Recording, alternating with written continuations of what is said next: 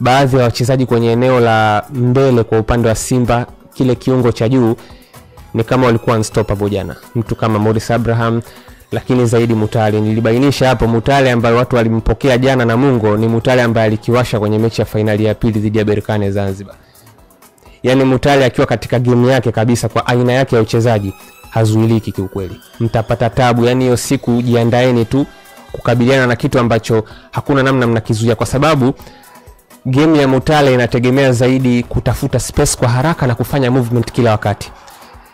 Yani unajua mtu ambaye anategemea zaidi kucheza kwa kutafuta nafasi alafu uchezaji wake ni wa kasi, siku akiamka vizuri huyo mtu unajua kumdhibiti ni ngumu sana. Na ndio kitu ambacho kilikuja kudhihiri kwa upande wa Mutale. Lakini kuhusu muundo bado kuna changamoto. Kwa maana hasa wanapokuwa nafikiri hawana ule mpira, bado unaona kuna kufikika, na nafikiri kuna distance kubwa sana kuanzia kwenye eneo la watu wawili wa mbele na wale viungo wanne wa Simba katikati. Yani kuna muda pasi moja tu ikipigwa tayari ushafika kwenye eneo la kiungo. Na hilo lilikuja kudhihiri zaidi kwenye mchezo uliopita dhidi ya Gaborone. Ilikuwa ni pasi moja kutoka kwenye fezi ya kwanza kwenye fezi ya pili, Gaborone wametoka.